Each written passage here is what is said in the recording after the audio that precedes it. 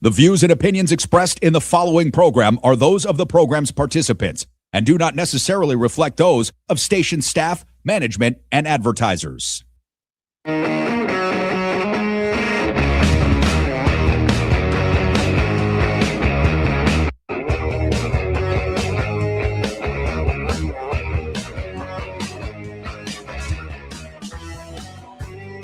All right, what's going on, everybody? Happy Thursday. Hope everyone's doing well out there, PTL Nation.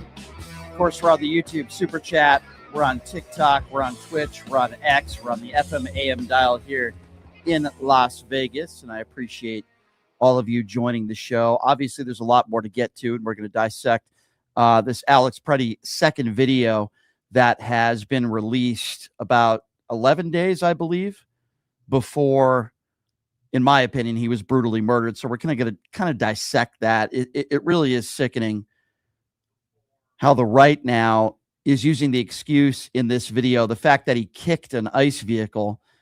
So that's a defense for, well, he was a maniac. He deserved it. I mean, really, I'm not making this up. That is the storyline that the right is taking here. These are very, very, very sick people.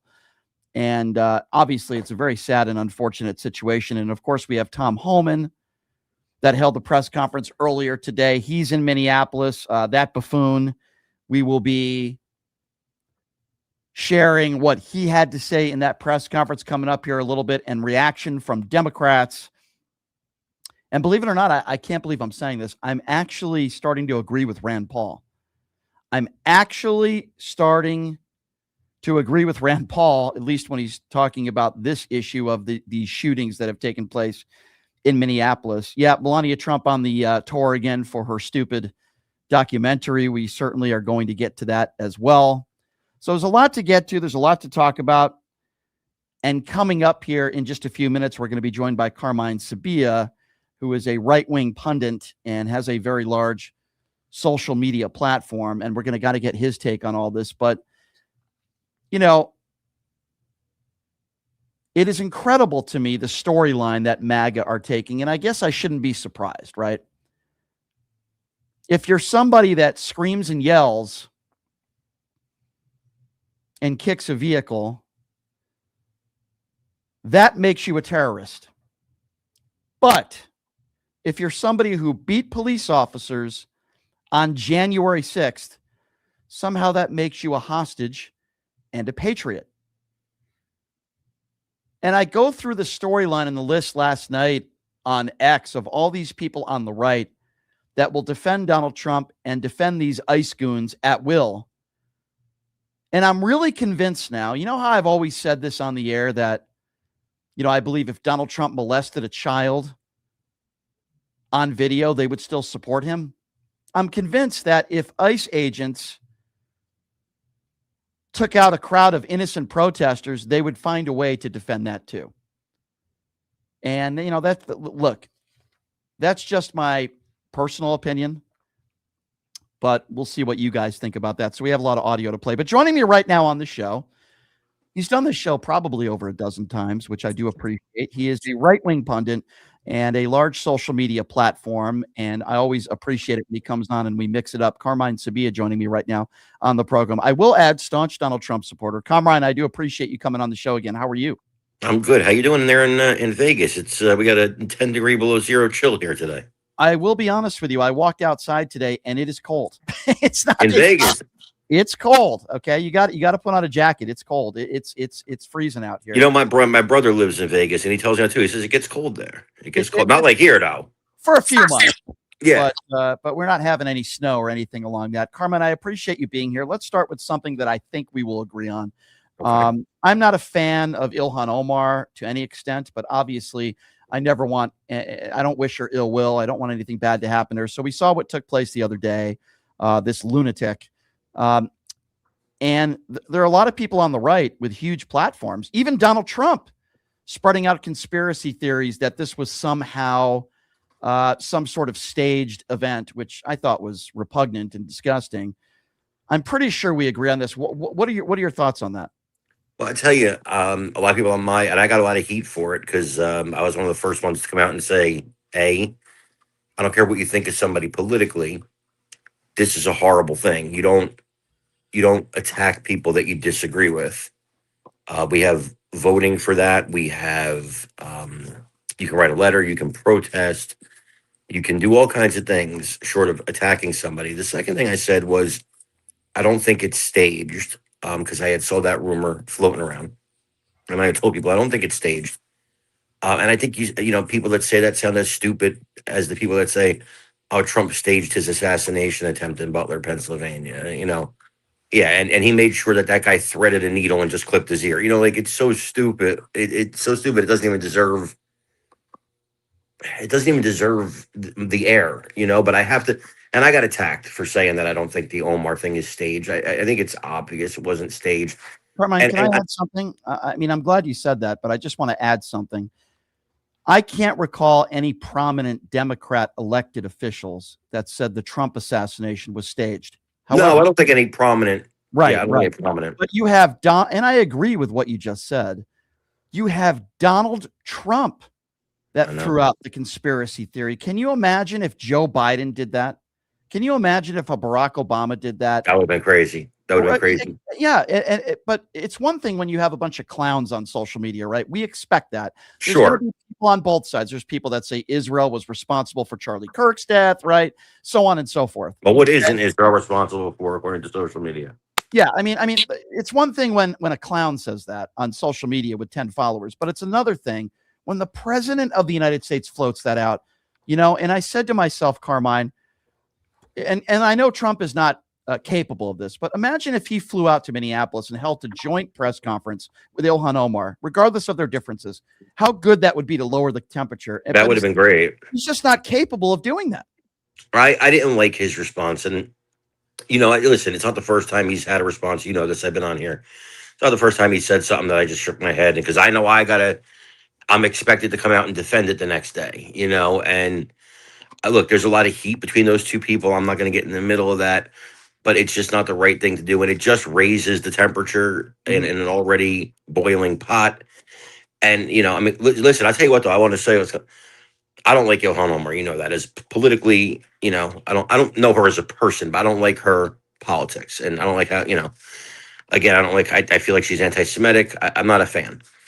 But I got to give her props because her reaction was to go right for the guy. Mm-hmm. I was impressed by that. I even said that online. I'm like, you know, you got to say what you want about her. She was ready to fight. It was more like security. I think she's been through a lot in her life. She said she's she's from Somalia in a war-torn country. I mean, she's a tough woman, and but at the same time, you know, I'm glad she's okay. And I just think that Donald Trump, and by the way, he's not the only Republican politician that spread false claims. There's no evidence. And here's something else too. I'm not going to say that the right tried to kill Ilhan Omar like they say about Charlie Kirk. The left tried to, got Charlie Kirk, and the left tried to kill Donald Trump, which is obviously not true. But I would never say that. But this is a Trump supporter. And they were a Trump supporter. Well, yeah, he's a nut. Okay, yeah, he's crazy. Do I paint everybody on the right wanting to kill Ilhan Omar? Of course I would never say that. This was a Trump supporter. Okay, so can't pin it on the left. Can't say that it was, staged event and people. This is a lunatic who at once donated money to the Trump campaign. He voted for Donald Trump. His own neighbor said he was a staunch Trump supporter. Sure. So I don't. I think Trump was his profile picture too, if I'm not mistaken. Right, exactly. But I'm not going to sit here, and you don't hear people on the left that are in office saying, "Oh, well, the right tried to kill Ilhan Omar." No, because it's not true. I'm so sick of people painting a broad picture. The left tried to take out Charlie Kirk. The left tried to take out Donald Trump. Number one, it's not true. And number two, they sound like buffoons when they talk like that. When you say, you say a leftist or a right winger or something like that, that's different. That you're describing the person. But they say they. When you say, they, you're painting everybody. And I swear, I feel like we can't come back from how far we are here, divided. And I always said, I had this conversation with somebody yesterday, Brian, and it was a Democrat. We were just shooting the breeze, and he's like, I recognize you, and da da da da. And I'm sure you get that too. And sometimes when somebody says, I recognize you, you're like, oh shit, you know what I mean? Like, what's gonna happen here? And like, hey, are you Carmine? I'm sure you get like, hey, are you Brian? And you're like, oh boy, it's fight night. But he was like, nice, here's where I disagree and here's where I agree. And I said, man, I come from a time, and I guess, we're close to the same age, Brian. I said, I come from a time where you can disagree with somebody Yes. and still be cool with them. And it's just politics, So But what changed? Here's my theory, and I agree with you. Like 10 years ago, even during the George W. Bush years, we could disagree with one another. But I feel like Donald Trump has changed the political climate a 180. And he didn't yes, help. I do put a lot of the responsibility on Donald Trump. And He didn't help. I think it started, and I'll blame people on the right for this too. I think it started during the Obama years, though. well, the birther issue, Barack Hussein Obama, he's a terrorist, he's a Muslim. Listen, I'm not saying there are not people on the left that divide us as well, but I believe it starts with Donald Trump. Speaking of division, though, by the way, I'm glad that we agree on the Ilhan Omar stuff. I think that's really important. And I think the people on the right that are saying she deserved it, or it was an inside job, or they, I just think those people are all despicable. Let's talk about these. I agree. Because Carmine, I don't think we've really gotten into it. We didn't even talk about Renee Good, because I think last time you came on. No, I think we had talked about Renee Good. Did we? Okay, I don't recall. You might be right on that. But let's talk about Alex Pretti for a moment, if I may. Sure. So before we get to the actual shooting, this new video surfaces yesterday, and we're going to talk about it on the show today. Yeah, it's a big deal. He's kicking. Well, I respectfully, I would disagree with you, and I'll tell you why. But he kicks a vehicle, and he spits towards an officer. I'll be the first one to say I do not condone that behavior. That is breaking the law, and he probably should have been arrested for kicking a vehicle, and I don't condone that behavior. However, completely irrelevant to what took place 11 days later. First of all, he wasn't arrested for anything, and that has no bearing. All that matters is what took place in the minutes before, leading up to when he was shot and killed. Why are right-wing Republicans all over social media saying, oh, look at this, he's a terrorist, so you deserve to be executed because you kick a door? What about go ahead. I don't think he's a terrorist. I think language is really so important here. I think the biggest problem, besides the actual shooting, the biggest problem that happened was in the wake of the shooting, were minutes after. And even I put this out there because I believed what they were saying. These are the government officials. He was brandishing a gun, that he's a terrorist. Yep. He was there to cause a massacre. And then, you see the video and you're like, that's not what happened. So, like, it was oversold. And then when you saw the video, and what I think a rule of thumb should be, we're investigating. We can't, here's the information we factually know right now.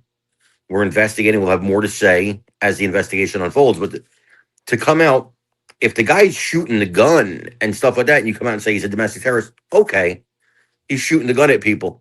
Right. But to come out immediately and say that, and then the video shows something else, I think was really bad form. And it put everybody on the right, I think, also in a situation where we kind of felt almost like betrayed, I guess, like, because we parroted your talking points and they're wrong.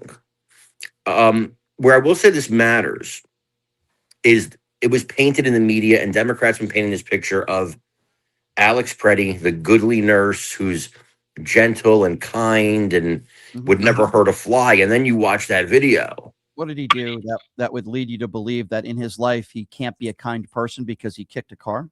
I'm sure he was a kind person, but what I'm saying is a lot of his patients, his friends, his family. Sure. In one moment, he decided to kick a car. Well, I don't. Do I really think in the grand scheme of things that defines him? Of course, it doesn't. No, but that's the moment they have on video, right? So how many other moments were there where he's kicking, screaming, trying to fight ICE agents? Well, And what I'm saying is the beatification of this man that came from the media in particular after his death. And this happens when a lot of people die. It's not exclusive to this man. But hold on, Carmine, to be fair, I understand what you're saying in that moment, but to be fair, the media, in my opinion, they weren't making things up. They interviewed his family, his friends, people that were patients of his. He had a moment that he was obviously angry. He kicked a vehicle, which I don't condone, but it's not World War III. It's not I wouldn't call it a violent crime. He spit towards an officer. I don't think that defines him. I think what defines him is what he did collectively in his life. And by the way, the moments before he died, what was he doing? He was trying to help a woman off the ground. He put his arm around a total stranger that he didn't even know. They take his weapon and then they executed him. So I would respectfully disagree. I don't think it matters at all. He wasn't even charged with a crime. But let's talk about the shooting itself, because I want to get your thoughts on this. You obviously know my position. I believe it was absolutely murder. Seeing that video, as you've seen, what did you see? You already correctly said that he was not brandishing a weapon. That's very important. Obviously, if he grabbed for his weapon or he pointed it at someone, then that would be a completely different circumstance. And I thought he did at first when I saw the video, but he did not grab for it. I thought he did grab for it, but he didn't. So what? So would you say that this was a bad? I'm not even asking you if you think it's murder. I can't say. Yeah, I can't say murder. I wouldn't say murder unless it was. But a bad shooting in that they did not follow proper protocol. Even Stephen Miller's admitting that now. I think it was a bad shoot. Yeah, I do think it was a bad shoot. I think that. Now I want to find out what happened. I'm hearing rumors that his gun accidentally went off. They heard that, it spooked them, and they fired. They fired the gun. That confirmed, unfortunately. No, we don't. I've heard that as well. But even if that is true, what terrible protocol and proper training or lack thereof that these guys had, that if that did happen, that they would shoot this guy and execute him. I just find it to be But if you're a gun go off, though, I think I'm not a cop. I've never been in that situation. But I would think that changes the dynamic if you hear a gun go off. But it's still their responsibility. But I do want to. It is. I want to say a couple things about this, though, because it's complicated. I think people try to make things that are complicated very easy, and they're not. So I've heard, listen, you have a right to protest in this country. I agree. You have a right to carry a weapon if you're licensed. I agree. I couldn't agree more. Ash Patel seems to disagree with you. Donald Trump seems to disagree with you. The NRA is very angry at these people. But we're getting. Oh, I didn't know about the NRA. I'll talk about that in a second. And then they'll say, he has the right to film. I couldn't agree more. Here's where the problem happens. Just because you can do something doesn't make it a good idea. I can go into an all-black neighborhood and start shouting racial slurs, but I'm probably going to get my butt whooped, right? You can do it. It's legal, right? So just because you can doesn't mean you should. Yeah, you have to take the. Is that a fair analogy? First of all, because I'm getting to that. Yeah, you have to take the totality of something and look at it, right? You're carrying a weapon. You have now had an altercation with these guys a week before. Some of them may remember you, but you're carrying a weapon. You're going not to a protest, but you're going to actually actively interfere in an active crime scene. That's not a protest. That has. Well, they were there to arrest somebody. It was an ICE operation, right? But they approached him. He did not approach them. So I think that's debatable. But if you're making the argument, which I believe you are, then where was everybody during Kyle Rittenhouse? Where was the argument there? I hear everybody on the right looking at Kyle Rittenhouse as some sort of hero. Charlie, honestly. Yeah, go ahead. If Kyle Rittenhouse had gotten shot, I would have shrugged my shoulders. I said the same thing about Ashley Babbitt. I'm sad she died, but she put herself in the situation. But Carmine, that's you. There's a lot of people on the right that look to Kyle Rittenhouse as some sort of hero, and I think he's a moron. He's a very stupid individual. Now, I'm not going to say that about Alex Pretti, and here's why.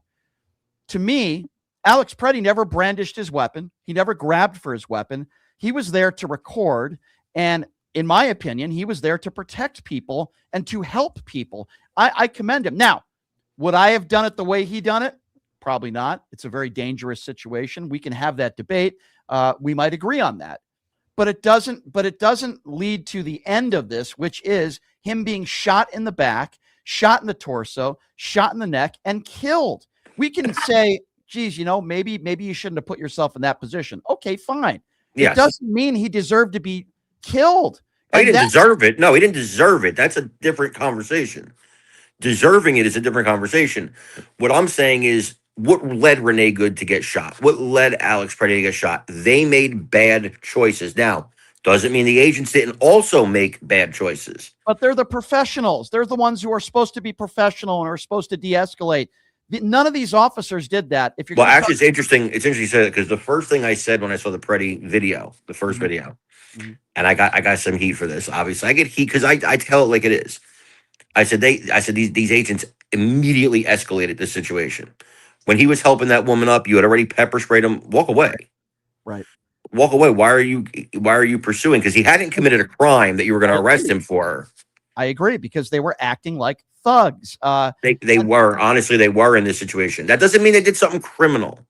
I want to put that on the record. They were acting foolish, and they were acting like, I don't think I don't want to say it's foolish. thugs. I don't think it's foolish when somebody is not brandishing a weapon and you execute them. I don't think that's foolish. I do believe that's criminal. And I also find it interesting that the Trump administration waited several days before they put these officers on paid administrative leave. And the only reason why they did that, and by the way, that's the minimum they had to do. And the only reason why they did that is because of the public outcry. And I guarantee you, if there wasn't cell phone footage, these officers would still be out there on the streets. And that's what makes this so sick. We're probably never going to see body camera footage. You have Kristi Noem, as you correctly pointed out, which was wrong, saying that he brandished a weapon, calling him a terrorist, just like they did with Renee Good. You have Stephen Miller, that clown, calling him an assassin. This is a guy who's never been arrested, never been charged with a crime in his life. He's not an assassin, and he's certainly not a terrorist. You could debate, well, he put himself maybe in a tough spot being there. Okay, fine. We could have that discussion, but I don't see him breaking the law at all. He's in the street for about 5 seconds, directing traffic while he's recording an event. He sees a lady get pushed to the ground. He helps her up. The officers came at him. He didn't approach the officers. That is correct. But my question here, though, too, is like, why was he directing? Who gave him the authority to direct traffic? Like, I think a big problem for me with the left right now, and I've said this, they take a person like Renee Good, they take a person like Alex Pretti, and there's other people like them right now in signal chats right now, and they make these people believe they're Batman, that they're going to go single-handedly to save the day and stop the ICE officers. And my other question is, before we get to it, my other question is, why only in Minneapolis? ICE is in a million different places. What is it about this one jurisdiction? I'll tell you what it is. It's causing this. I'll tell you what it is, because they have Democrats like Tim Walz and Frey that are running the show. But to get back to what you just said, the McCloskeys, all they did was point a bunch of weapons at a bunch of black people that were not even on their property. And then a couple months later, they're looked at as heroes and they're speaking at the Republican National Convention. Kyle Rittenhouse is labeled as some sort of hero by many on the right. I find it sickening. Now, I don't think, in my personal opinion, if Pretti or Renee Good, for example, made it through this, I'm not sure they'd be speaking at the Democrat National Convention. But with that being said, what's the worst thing that Pretti did? A misdemeanor? You talk about directing traffic. Worst case scenario, maybe a misdemeanor for jaywalking. That's the point that I'm trying to get at here. I'm not justifying the shooting. Yeah. I'm just saying that, like, I think the Democrats have these people hopped up believing that they're superheroes that are going to go save people from ICE. And, you know, I first of all, there's been a lot of bad jokes made. Also, I want to point that out. Pretty good and all this stuff, and you know, he has that picture says "Stay home, save lives," and then people have been posting that and saying he should have took his own advice. Like I seen a lot of that stuff, and like the man's dead. But I would say they, you know, don't necessarily stay home, but go to protest areas. Don't go to where. Can we agree? Don't go to where ICE is having their operations. Don't go into the middle of an operation. So this is important. What you bring up here, I'm telling you, for me. I wouldn't be in that situation because I don't trust any of these ICE thugs. However, it is also important to note it is legal. It is legal. And I'm not going to tell somebody that they don't have the right to do so. Pretti, I believe he was there for the right reasons. I disagree with people, even though he did say in a video 11 days earlier, fight me, mother effer. Assault me, yeah. He did say that, but that's your First Amendment right to do so. Nothing I saw in the video where he was killed did he say anything along those lines. In fact, the only words that I heard him say in one of the videos was, "Are you okay?" to the woman that he was holding. And it's not about, in my opinion, Carmine, being a superhero. It's more about, how did these people live their lives? Why were they there?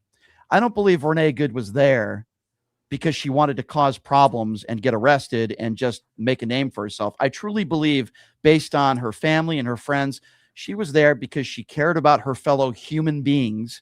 Well, they wanted to stop ICE, so that's why they were there. Listen, whether it's stopping ICE or not, regardless, I believe she was there and she didn't have bad intentions. Now, I said this, I think Renee Good and Alex Pretti were good people. Right. I think they were caring, probably loving people. Right. I disagree with their actions. I disagree with their their definition of what doing the right thing is in this situation. Carmine, Because in a perfect world, I wish Renee Good got out of the car. However, me too. if the officers had done de-escalation techniques and didn't come up to her car and say, get the F out, and try to open her door with another officer standing in the front of her car, she probably would have gotten out. Also, and you mentioned this, after Pretti was tear gassed, and by the way, you're not supposed to tear gas somebody 2 feet from their face. That's not proper protocol either. If they just handled these situations differently, they're supposed to be professionals. But the problem with so many of these people on the streets is that they only have 47 days of training. You need little to no education. But I think in these two situations, though, they were actually trained longer. I think these are older agents. I'm not 100% on that, but so one of the officers, and Jonathan Ross, was 10 years. You are correct. However, I will also say that a few months earlier, he was dragged with another vehicle. Clearly, I would imagine PTSD has to play some sort hell of yes. He should not have been on the streets. He made a plethora of mistakes, not conversing with her when she said, I'm not mad at you, bro. Why wouldn't you talk to her like a human being there? And I think maybe feeling getting hit by a car again after you just got dragged 300 feet definitely triggered something. Sure. Perhaps, but it gets worse than that. He didn't communicate with her when she was communicating with him very calmly. He walks to the back of the car, which you're not supposed to do. Then he walks to the front of the car holding a cell phone in one hand. He doesn't try to get around the vehicle. He stops in front of the vehicle and then reaches for his gun. That's against almost every protocol you can imagine. And then after the shooting, besides what he called her, which I won't repeat, we all know, he doesn't provide any medical help. He doesn't even check her pulse. He sees that she's probably dead. Doesn't matter. He's supposed to be helping her. And then what does he do? He casually walks back to his unmarked vehicle, says, call 911, and leaves the scene of an officer-involved shooting with his gun. Everything they did was against protocol. And what does Kristi Noem say? They defend him. He's a millionaire now. He's received millions of dollars. And there's he's received millions of dollars in donations. And guess what? No full investigation. Nothing. No ballistics, no autopsy. Carmine, this administration, that's why I use the term fascist. There needs to be a full-on investigation in both of these shootings. And I know you agree with me on that. Here's something I think we will agree on. I think there should be an independent group that is formed, that is formed permanently, that investigates these shootings. Agree. That has no political leaning, that cannot be, you can't remove or the people from the board because you don't like their decision. Like, they have to have almost like Supreme Court like immunity, Carmine, so that they can make fair decisions. Carmine, I agree with you. I've been saying that, by the way, since the Renee Good shooting, independent investigation. Guess which side doesn't want that to happen? No, I know. Take a guess. Yeah, I know, and it's wrong. Tim Walz and Frey have said repeatedly, if they don't want the state to investigate, let's have an independent investigation. They haven't even investigated the first shooting. Now, I don't know what's going to happen in this shooting, but I think we all could agree what we saw. Even you agree on this. I think this shooting gets investigated. What if they find that there was no criminal wrongdoing, which they very well might? I can't speak to that. If an independent investigating body that has, obviously they have to have the police experience. They're not doing that though. If they find that there was nothing criminal, then I'll have to accept that. Carmine, the DHS is investigating this. Their leader already made up their mind that this was a just shooting. They've called him a terrorist. They said he was brandishing a weapon, even though every U.S. citizen that has seen this can tell us what happened there. It was not a good shooting. I think it was murder, but regardless of whether you think it's murder or not, none of these officers that fired their weapons should ever be in law enforcement ever again.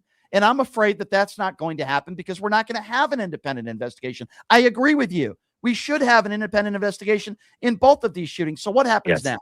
After two innocent people, in my estimation, are killed, then all of a sudden Donald Trump pulls the brakes. Then all of a sudden he says, whoa, maybe this went a little bit too far. So first thing he does is he calls her a terrorist, right? And then he speaks to her father, who apparently is a Trump supporter, and then he changes his tone. This man is like an infant. He's an infant. What, now he feels for this woman because her family were Trump supporters? Well, no, I think he felt for her before. He even said, before he talked to them, he said, look, I feel sorry for her. I feel sorry that this woman died. And he feels sorry for Alex Pretti. I think he does feel sorry for them. I feel sorry for them. I disagree vehemently with what they believed in, but because I don't understand the whole idea of if What they do you didn't think commit. they believed in? What did they believe in? Well, I mean, this idea that we shouldn't be enforcing our immigration laws, I don't I think they can't believe wrap my that. head around that. I don't think they believe that. And listen, I don't speak for them, but I disagree with you. I don't think in most people in this country they're against violent criminals being deported. But What why? they're No, you say violent criminals, but what about Ma and Pa? Right? They've been in the country 10 years, let's say, and they're going about their business and they're working, but they're here illegally, right?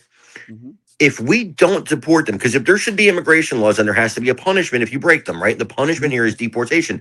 If Yes. you say to them, well, if you come here and then you stay crime free for about 10 years, we're just going to let you stay. That's Okay. going to invite a floodgate of people Let me to come let in me here. let me address that, but let me just say first what we don't want. And I'm pretty confident that Renee Good and Alex Pretti, if they were still here today, which I wish they were, they would agree.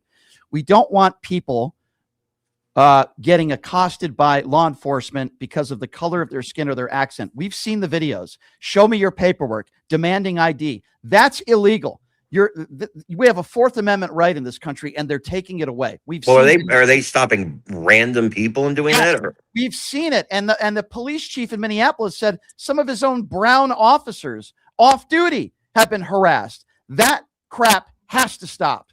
And I know Renee Good and Pretti would agree with me. well, I would Also, agree with that too. You can't do that. also, not having a warrant and barging down doors. You can't do that either. Just Well, because you think an undocumented immigrant is in a home that doesn't belong to them, you can't just barge down a door. These well, are things that I have been think happening. if you have an order of removal, though, that changes the dynamic. If there's an order of removal present, and you If know for a fact that that person is in that building. Okay, but Carmine, if you have an order of removal, you still can't barge down a door if they don't own the home or they don't live in the apartment. You have to take it to a judge, and a judge has to sign off on it. We know that they are not doing that. So let's just start from the beginning there. This stuff needs to stop. That's why Joe Rogan, who I don't always agree, said it's like Gestapo. That's why I bring that up. So let's go to what you just mentioned. Mom and pop. They've been in this country for 10 years. Now, there's one party in this country that doesn't want to make it easier for people like that to be legal citizens. They're called Republicans. Democrats have been trying to make it easier for people to get a pathway to citizenship. In some cases, it takes 10 to 15 years to be a naturalized citizen. That is insane. So let's make it a little bit easier for people to come into this country the right way. I look at the Republican Party just like I look at the Republican Party for a lot of other issues that I disagree with them on and problems we have. If you want people to do it the right way, then do something about it. Republicans don't want to make it easier. Why? Because they understand that most of these, particularly brown people that are coming into this country, are probably not going to vote for Republicans. It comes down to politics. So I don't want to hear people on the right say, gosh, why doesn't everybody just come in here the right way? Well, why don't you make it easier for them to do that then? They shouldn't have to So, wait a decade. so I think I have a friend who's from England, white. She's been here 10 years legally, and it's been really hard for her to become a citizen. It's very expensive, and it's very hard. And I've been on record for over a decade, maybe 2 decades, saying we should make it easier for people who want to immigrate here legally. That being said, I would not reward the people who came illegally with a pathway to citizenship. I think I'm not you've saying reward. I'm not going to use that word. I don't want to reward them. Let's give them a pathway and let's allow them to pay a penalty but that pathway has to start with going back home first and then reapplying. and wait 10 or 15 years to come back into the country. I think that's insane. No, not 10 or 15 years, In but you got to some leave cases, and come back. if Republicans want to put forth some policies that they want to pass and work with Democrats to make it easier so that people don't have to wait over a decade, like your friend, which is terrible, to become naturalized citizens, then I'm all on board with that. And then maybe we can work that out. But until that happens, I don't want to hear Republicans talk about, oh, just come in the right way. Do it the right way. We want you here. No, you don't. But you mentioned politics, and I think it cuts both ways, because when you look at these places, now where do most illegal immigrants wind up? They wind up in Democrat cities, right, where they're not going to get pursued, they're not going to get harassed. It's a sanctuary policy. Most of them end up in urban areas because that's where the jobs are, right? Mhm. And not very in a lot of Republican areas. All right. The Democrats want to protect them. Well, why do the Democrats want to protect them? Because the census still counts them. Even though they can't vote, the census still counts them. This adds to your power in the House of Representative. It adds to the electoral numbers in your state.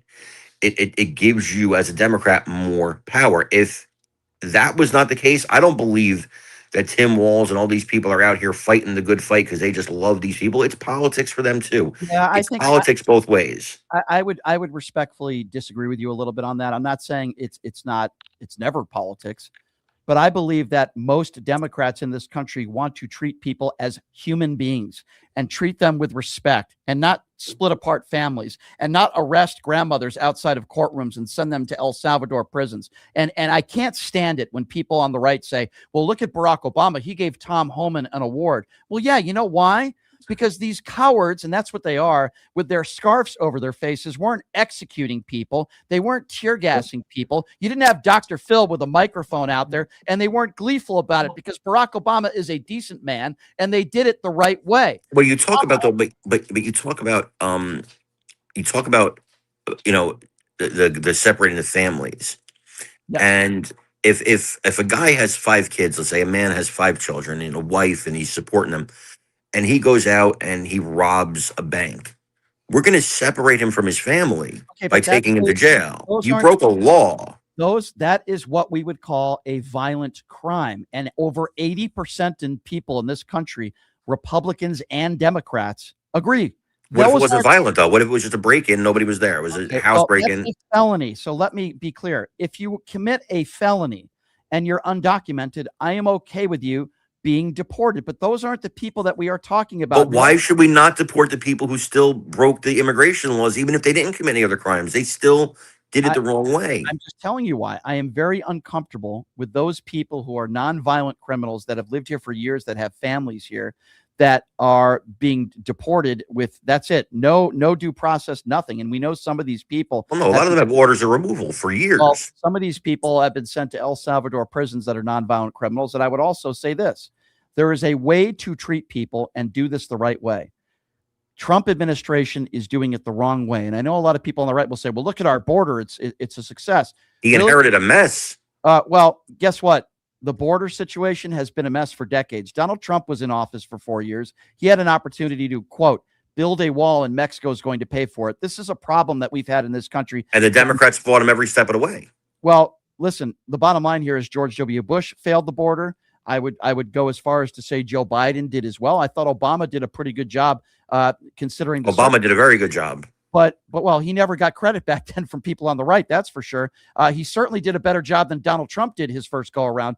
And I don't have a problem with securing our border. I have a problem with the way Donald Trump and his goons are doing it. This is awful. What's happening in Minneapolis is terrible. Do you remember the 1980s, though, when Ronald Reagan gave amnesty?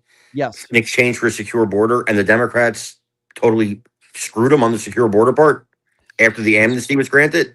We can go back and forth tit for tat on, who's screwing who. But then why should we give amnesty again? You know what I'm saying? Why should we give amnesty again when we're not getting, right it just now, keeps happening? Well, listen, I knew that.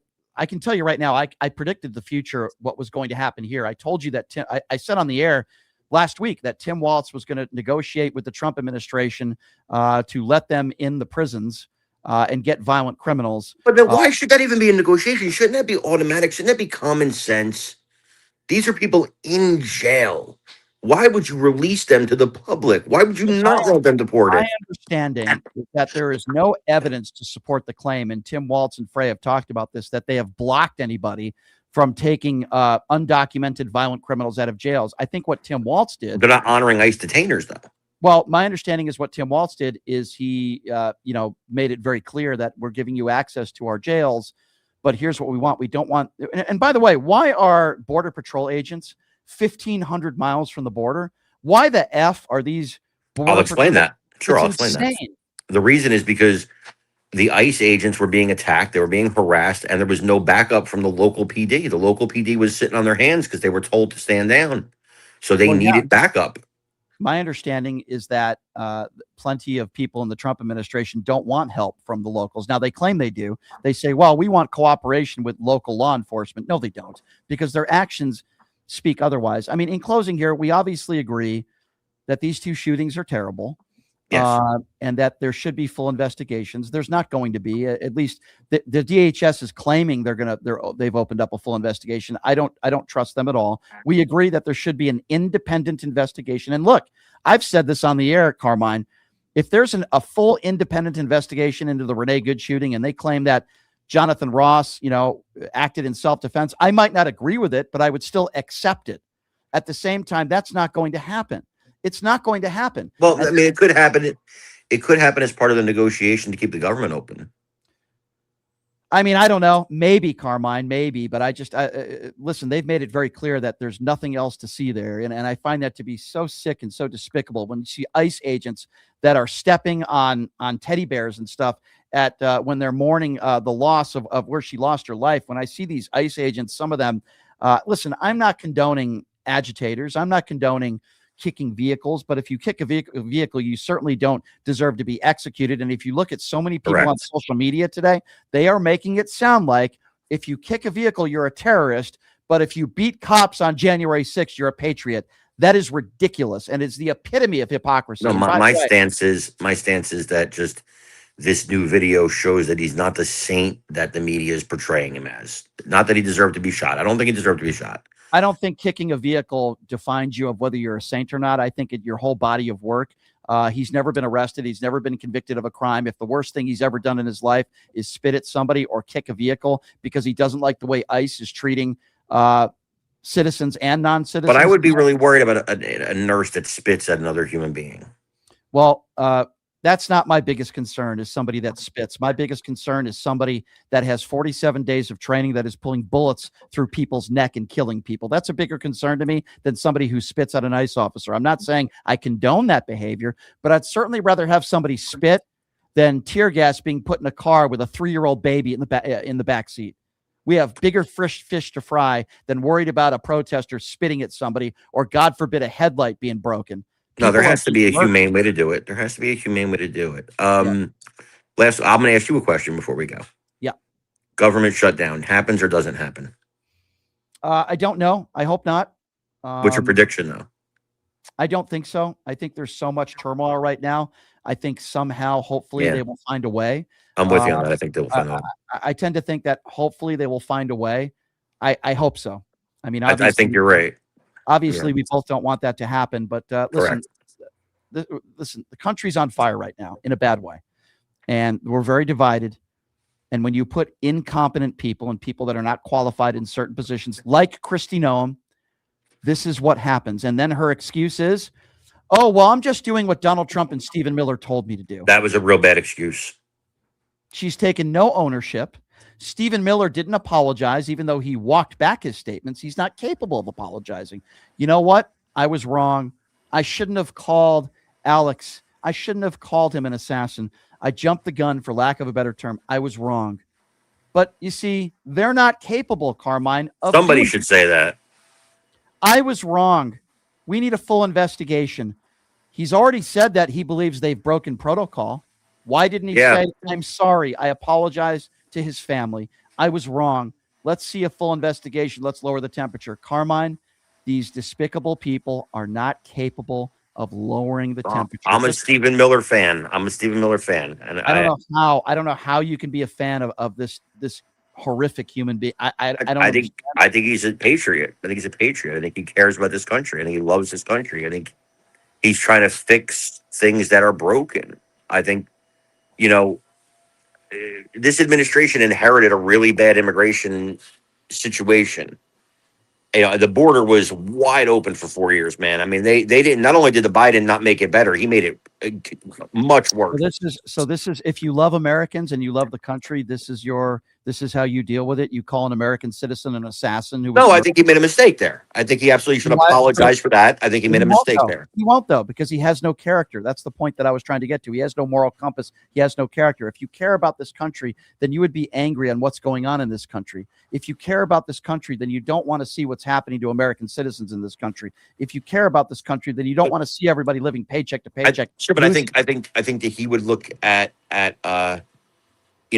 and Riley and people like that and say, I don't want to see that happening to Americans. And that's what his concern is. And that's what my concern is. Well, I don't want to see the Pretti and Renee Good shooting. I don't want to see the Lake and Riley situation. So I don't know either of them. I haven't spoken to anybody on the left that wants to see any innocent person murdered, but he only focuses on if it's a brown person that commits a murder, right? I hear that all the time from people, like the woman who was assassinated on that subway, which was awful. But everybody says, well, if you guys care so much about Alex Pretti, why aren't you talking about this woman? Hey, we did. CNN covered it. MSNBC covered it. I talked about it ad nauseum. It was a horrible, horrible thing to see. But guess what?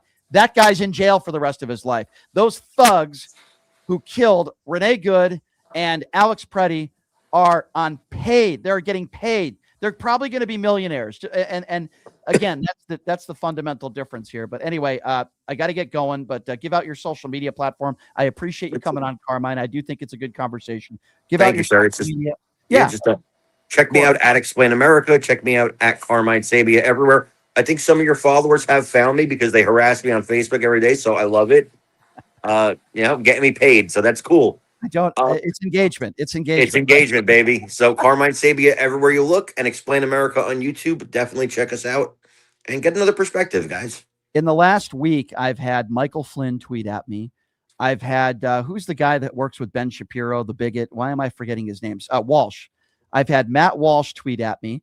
Oh, really? I tend to get under their skin a little bit. Well, here's what I said about Matt. Then I'll let you go.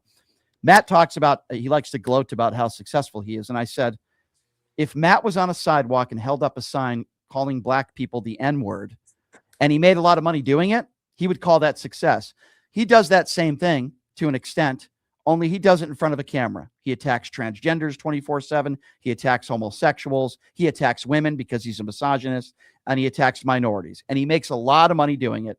And I said that, and then he tweeted back at me, and oh, you don't really know what success is because look at who I am, and you're a 20-year radio career, and blah blah blah. You know, he got very defensive on me. But no, I mean, a lot of us in the right wing ecosphere have been way more successful than we ever thought we could be, and we've all made a lot of money, and a lot of liberals have made a lot of money, and social media has opened up avenues to all of us. I will say this about Matt Walsh: we used to be cool. I used to know him back when we worked. We both kind of started at the same time. He took off further than me, but I did really good too, and I'm living very nicely, right? Matt took off further, but Matt, his ego exploded like times 10, times 100 maybe, and he very much thinks he's better than a lot of people. So I'm just going to put that on the record. He's not, but I will say this: even regardless of what his ego might be, he makes a living attacking minorities and attacking transgenders. That's really all he does. That's well, I mean, his documentary "What Is a Woman" was actually, from what I saw the clips of, made a lot of sense. I don't really follow him though, so I don't really know what he does. I'm being honest. I don't really know what he does. He attacks transgenders. He's transphobic. He's a misogynist pig, and he's a racist. And I called him out for it. And obviously, his ego got in the way. Everybody defines success differently. I don't care if he makes billions of dollars a year. When you make that kind of money and you attack minorities 24/7, you're bad for society. And I think he's a horrific human being. And I called him out for it. There's different levels of success. If you wake up in the morning, and you enjoy what you do every single day, to me, that's success. And I don't care how much money you make. I'll say this. I make a good living. Thank you, God, Jesus, and the Holy Spirit. I make a good living. I have said before, as good as things are, I would make 10 times the amount of money if I was just a sycophant and never said anything negative about my party and never said anything negative about Trump and attacked all the right people no matter what. And that wouldn't be success. You'd make more money. It wouldn't be success for me because I would hate myself. Yeah, when that's what Matt Walsh does. That's what a lot of these grifters do on the right, whether it be Nick Sorter or Cam Higbee or Nick Shirley or Laura Loomer. They're incapable of really criticizing Donald Trump. But we'll leave it there, my friend. Carmine, I do appreciate you coming on the show. Thank you for the time. God bless you, sir. Thank you, Carmine. You as well. Thanks for having me. Nice to be everybody. Good conversation. I like having good conversations like that, even though we don't agree on everything. I think fundamentally we agree that this was a bad shooting. I think it was murder. I'm willing to go that far. He agrees with me. There should be an independent investigation. That's progress. Unfortunately, the Trump administration disagrees. I do want to get to some clips because I do think this is important. We're going to take a quick 90-second break, and then when we come back, we're going to play some clips. We're obviously going to take some phone calls.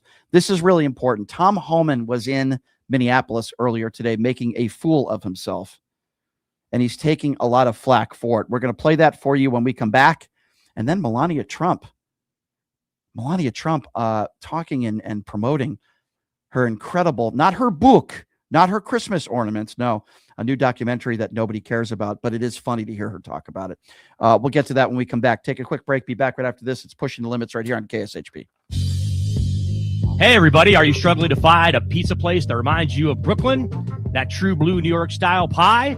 Well, worry no.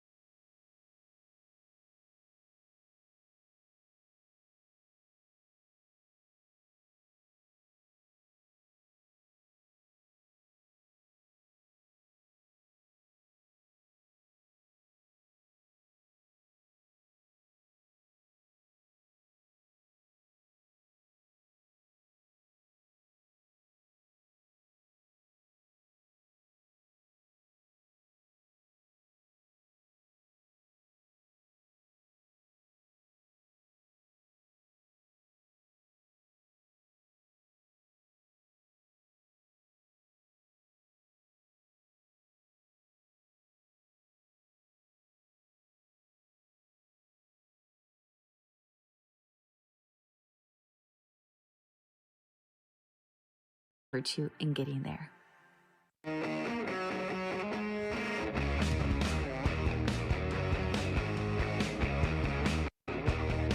right, welcome back.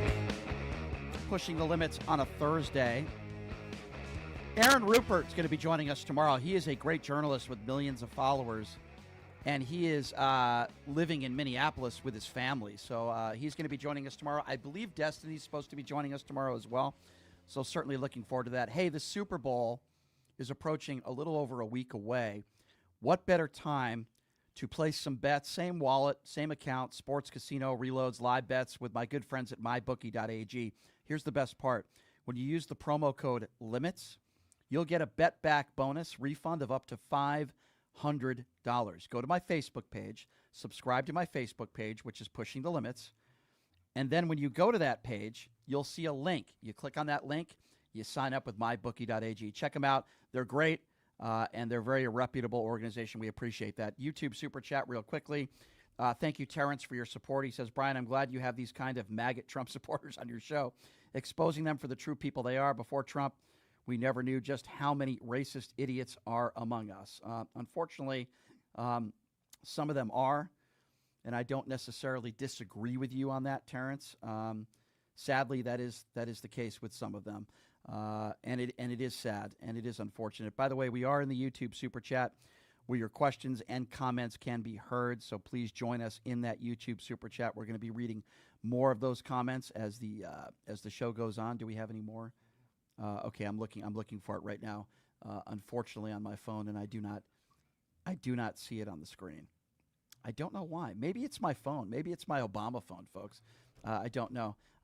So I guess I could read it on there, right? I'll put these geeky glasses on, ladies and gentlemen. Oh, we got another one here. Okay, let me read that one first. Mary, thank you for your support, Mary. I see it now. Mary's up there. Mary, thank you for your support. Or do we have Mary? No, I don't have Mary. That's Terrence. All right, let's go to Peter. Peter says Lincoln resurrected to watch Melania. His review said it was the worst experience he's ever had in a theater. Thank you, Peter. Mary, the new video on Alex Pretti has been doctored by AI. A mechanic pointed out that a Ford Expedition taillight assembles do not look like that when removed. Again, fake news by the administration. Mary, that could be true. That could very well be true, Mary. I don't know. I'm not saying you're wrong, but let's just say you are, just for argument's sake. It still doesn't, and I know you agree with me, Mary, it still doesn't mean that this guy deserved to be executed. Let's just say he did kick out a taillight. Still doesn't mean that he deserved to be executed. So let's be very fair on that. All right, so more of your YouTube Super Chat comments will be read as the show goes on, but I do want to talk to you guys a little bit about what's going on in Minneapolis, at least earlier today. So Tom Homan held a press conference earlier today. And apparently he's claiming that he was pleading for the rhetoric to be toned down, which I find absolutely hilarious considering that Tom Homan and his group of thugs are the ones that have been spreading the hateful rhetoric. But listen to Tom Homan saying he's been begging for this hateful rhetoric to stop. Yeah, so I got the wrong clip there. We're going to get to Tom Homan in a moment. I really haven't had much of an opportunity yet in this show to break down this video that some are claiming are AI, some are claiming it's not AI. And this is Alex Pretti 11 days before, at least in my estimation, he was murdered. So this is the video where he's apparently spitting at an ICE officer and allegedly kicking a car. So we're going to play this for you, and then I'm going to comment on it. Look at you!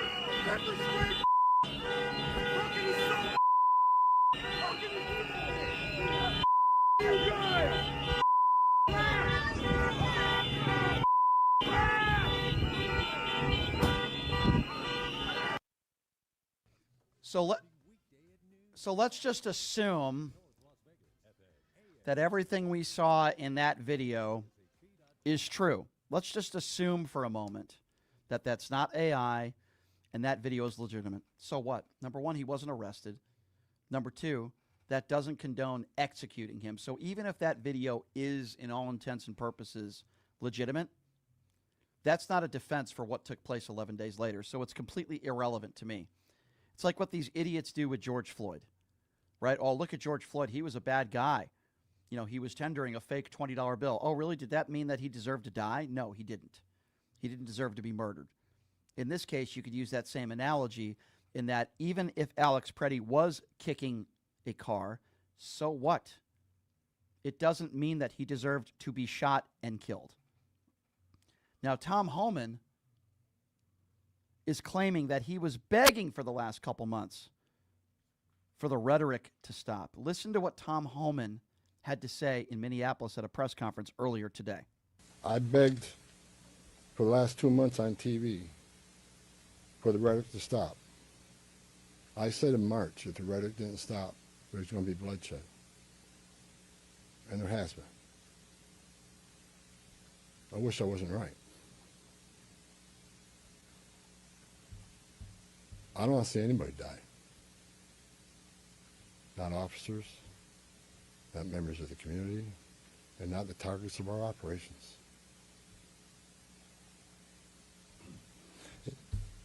For the people out there who don't like what ICE is doing, if you want certain laws reformed, then take it up with Congress. Again, ICE is making this up. They're enforcing laws enacted by Congress and signed by the President. The same laws have been on the books for the last 6 presidents I worked for. That's not true. They weren't barging down doors without warrants to do so. They weren't demanding ID and paperwork for people because they're brown. And they certainly weren't murdering people in the streets. Tom Homan is a liar. And by the way, if you want to talk about the most inflammatory rhetoric by far, whether it be on TV or social media, it's come from these individuals, starting with Tom Homan, Greg Bovino, Kristi Noem, Stephen Miller, and Donald Trump. That's where the hateful rhetoric is coming from. And then he's asked about being specific by a member of the media on how many Border Patrol agents are currently being operated in the state. Listen to this. Can you please be specific about how many ICE and how many Border Patrol agents are currently operating in the state? I think we're near 3,000. There's been some rotations. Another thing I witnessed when I came here, I'll share this with you. I met with a lot of people, a lot of the agents. They've been in theater. Some of these people have been in theater for 8 months. So there's going to be rotations of personnel. Hopefully less now that we have some agreements. Maybe we can make it more efficient and safe. But they've been in theater a long time. And so, you know, there's rotations happen all the time to get people out here and go home, get some rest and see their families.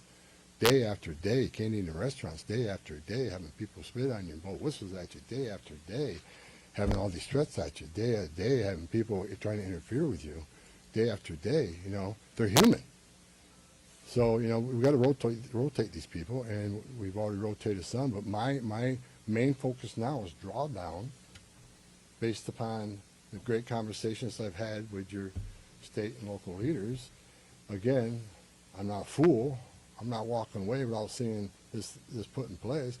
But I take the word of the people I met with. I think they're honest, and I think they're good brokers, that they want public safety protected, and they also want what's happening in the city to go away. And that's my goal.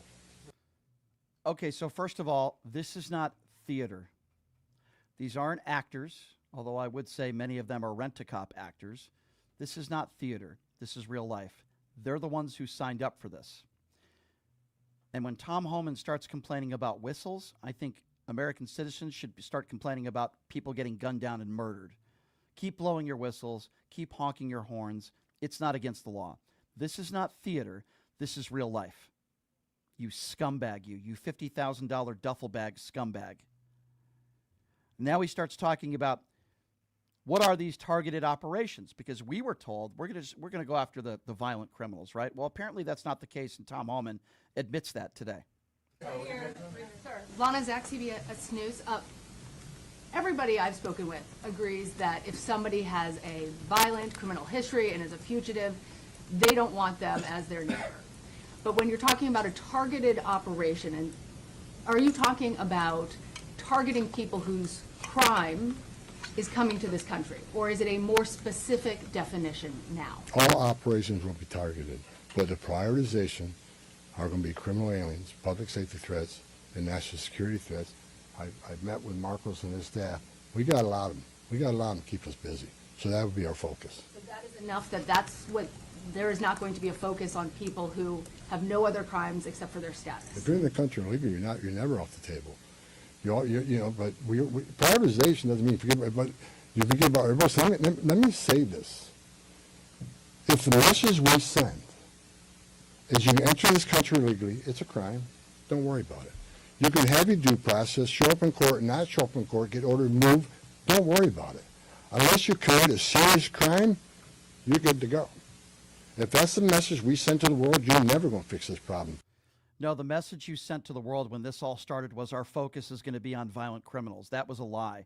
By the way, you talk about people showing up in court seeking asylum, doing it the right way. You guys are illegally deporting them after they filed the proper paperwork and they're showing up in court. Your ICE thugs are the ones that are deporting them and arresting them right outside the courtroom. So, Tom Homan, you are a liar. I wish somebody would give him another $50,000 duffel bag of cash and get the hell out of this country. I wish they would denaturalize and deport this piece of human scum.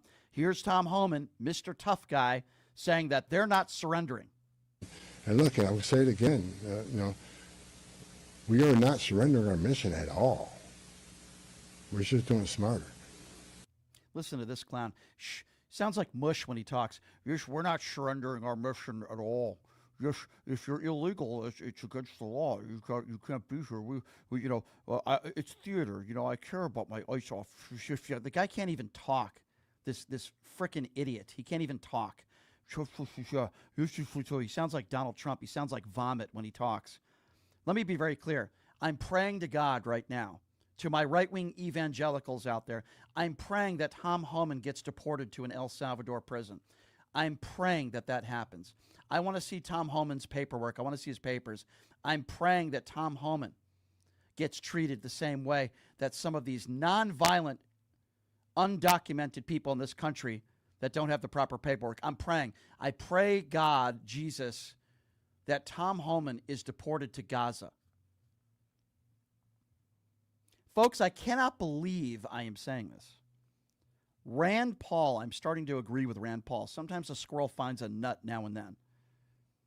Rand Paul, on Newsmax of all places, is saying truth in regards to the second shooting of Alex Pretti.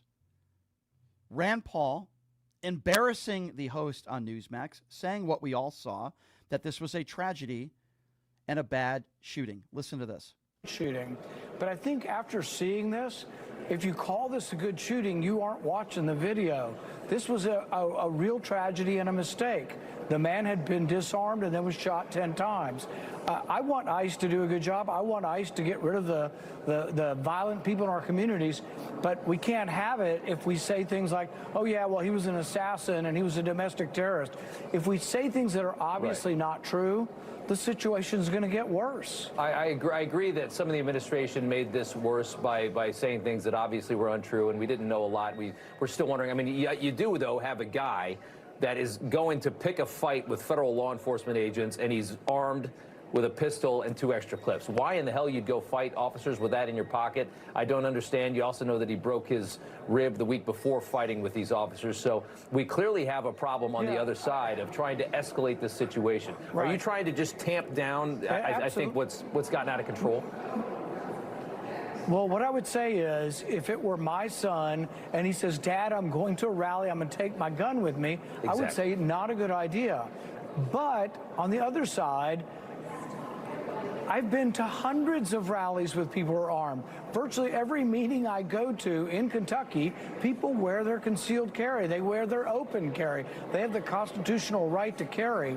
So if we're going to become the party that says, oh, you don't have a right to carry and you might just be shot, there is no reason to shoot somebody. In fact, the gun statistics show that those who carry are like 1,000 times less likely to commit a crime and less likely to draw their weapon. And in this case, it's important to know he didn't draw his weapon. They said he brandished his weapon.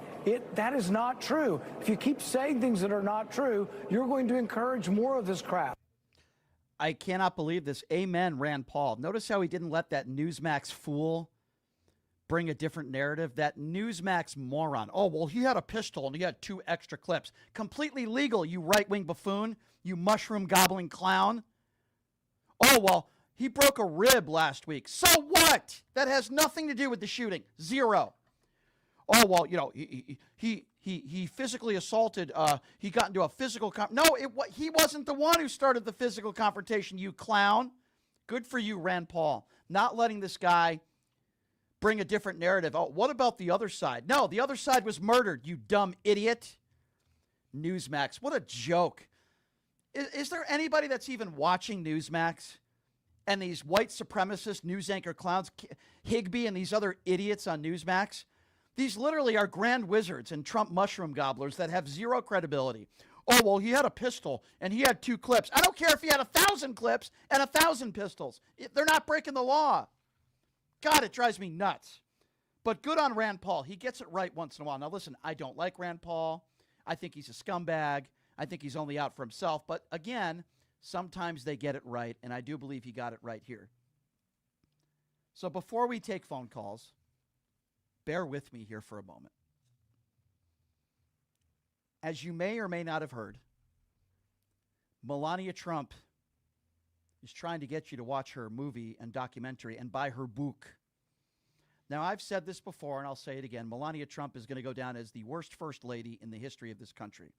She comes into this country, takes off her clothes, and then marries Donald Trump for his money in this contractual marriage. And I think she is an absolutely despicable human being who doesn't know what these Americans in this country are going through because of her despicable husband. She's just as bad as him. So on this little tour, because she's begging people to go see her stupid documentary, you couldn't pay me enough. Maybe if they pulled a Tom Homan on me and somebody offered me $50,000 in a duffel bag, I'd go into a theater and watch it and then maybe fall asleep. But, you know, Melania has been saying she has some legislation coming out as if she's a policymaker, right? But listen to what Melania had to say about legislation and doing things to help the American people. I heard you mention to Ainsley that you have more legislation coming out. I don't know if you want to preview that here or just say, you know, what's the difference? Not yet. I'm working, and I think I will have a lot of support, like I had it with the previous one. So, but I'm working also reuniting more children. Wow. I think we will have a success. I'm still in talks, so that's exciting. That's, for me, it's very satisfying because, you know, you're bringing children home. Absolutely. Yeah. Right now I am working very hard. They're making me do these 5-minute interviews on Fox News. I'm working very, very hard. I'm traveling first class all over the country and doing these 5 to 10 minute interviews, begging people to go see my movie. It's very, very hard work. And I'm hoping you buy my book. Oh, listening to her talk just makes me want to throw up. And here's Melania describing her contractual, liable, sexual abusing husband as a unifier. I'm not making this up. Listen to this. I think he's unifier. He's unifier not just here, United States, but around the world. He stopped many wars, and as well here in United States, it's a lot of opposition, and that's the problem, right? So the people not agreeing with everything what he does. And, they just need to come on the same page and see that he wants to make America only safer and better. Yeah, I just wish everybody would come on the same page. You know, my husband, my contractual husband, he's a unifier. He's kidnapping presidents in other countries, and he's threatening to take over Greenland, and he's threatening to tariff everybody. I just wish everybody would come to, oh my God, this dumb bimbo. God, is she the worst first lady in American history. She's so stupid. And her excuse as to why she's not in the White House, because we all know she doesn't want to be in the same zip code of the orange turd. I can't blame her for that. But this is Melania Trump, the reasoning of why she's not in the White House, because she needs to take care of her 19-year-old son. You've also managed your family, raising Barron, and you've got your father. Tell us about that, the challenge of being the first lady of the greatest country in the world. Everyone's pulling at you, but you also have your priority of your family. It's very important. You need to be there for a child nonstop, especially when they need you, especially at that age that Barron is. He's an incredible young man. We are very proud of him. Second year in Stern's School of Business, and he loves it. And this time it's very different because he's 19 years old. And first time he was 10 years old. He understands politics. He gives advice to his father. We talk about it, so very different. I have to be there for my child. He's 19 years old. We have to be there for my child. I like it how she says be there for your child. How about for your wife? How about when Donald Trump raw dogged a porn star when you were conceived, right after you had Barron? Why don't you talk about that? What about a husband being there for his wife? God, what a lying shill this woman is. It's just terrible. But again, when you're getting paid the money she's getting paid to be a fake contractual wife, I guess she has to say these things, right? The real reason why she doesn't want to be anywhere near the White House, she doesn't want to be anywhere near Donald Trump. That's the real reason. That's the real reason. Listen to her now. Listen to her when she's at, what does she want to focus on now? Listen to this. I want to impact the American lives. I'm working every day, and that is my mission. And you can impact everyone by what you do and what you find as prioritized. So tell us about your priorities. My priorities are being a mother first. My family is always first. It always was, it always will be. And being a first lady, it's a full-time job. I'm enjoying it. And I want to focus on be best and fostering the future. Oh, yeah. I want to impact Americans' lives by forcing them to see my terrible documentary and my film that nobody wants to see. I want to focus on priorities like selling my Christmas ornaments and grifting and making people buy my book. Impact American lives. The only reason why she's doing this interview is because she's on a tour begging people to watch her stupid documentary that nobody's going to see. Not even Republicans care about this. Not even MAGA supporters care about this. It's an utter failure, and Jeff Bezos is a buffoon. Yes, Jeff Bezos paid her $40 million to do this. I'm working. I'm impacting American lives. Oh, really? How are you impacting American lives, Melania? Please tell me. I'm all open ears. Begging people to see your stupid documentary that nobody's going to see? I'm just wondering. Your priorities. Your priorities are making money. That's all you've ever cared about. It's why you're still married to Donald Trump and your contractual marriage. That's your priorities, making as much money as possible, doing next to nothing. And last but not least, listen to Melania Trump talking about how her representatives are in contact with Vladimir Putin. Listen to this. That you focused on children so much. My probably most important story in that regard was the reunification efforts that you led for children in Ukraine and Russia. You sent Vladimir Putin a note. Did he get back to you? Tell me about that. He did. He did. He wrote a letter back to me. My representative is in contact with them, and we are still working, reuniting more children. I hope soon we will have a great success again. It's great to see all these children and parents especially so happy, of course. You want to be with your child. Yeah, that's really working really well. He's bombing and killing innocent children and mothers every single day. But, it makes me feel, I'm sure it makes the people in Ukraine feel a lot better knowing that Melania Trump is writing love letters to Vladimir Putin. That really makes me feel much better. I wonder what that letter says. Hey, Vladdy, can you please stop killing innocent children? And then he writes a letter back. Okay, I'll do my best. Yeah, that's really working out very well when your stupid husband rolls out the red carpet for an evil, murderous dictator on American soil, and they've given up absolutely no sanctions. But hey, Melania Trump is writing love letters to Vladimir Putin. So don't worry, folks. Help is on the way, and everything's going to be fine. Let me just be very clear in closing. Melania Trump is going to go down as the worst first lady in American history. She is an abomination. She is despicable. She is disgusting. And she's an embarrassment to this country. And I hope she gets denaturalized and deported. I really do. Send her to Russia. Let her live with Vladimir Putin. She's a despicable human being, and she's an embarrassment. Going back to the YouTube Super Chat, if I may, PJ says, Pedo Trump has removed the official portraits of Presidents Obama and Biden, has hung a portrait of himself and Putin in the Palm Room, the room between the West Wing and President's residence. So I agree. I've actually seen pictures of that. It's so despicable and disgusting, but let's keep in mind, PJ, and I think you're aware of this, this is also the same guy who took out Martin Luther King Jr. statue in the Oval Office and wants to replace that with Charlie Kirk. So should we be surprised? All right.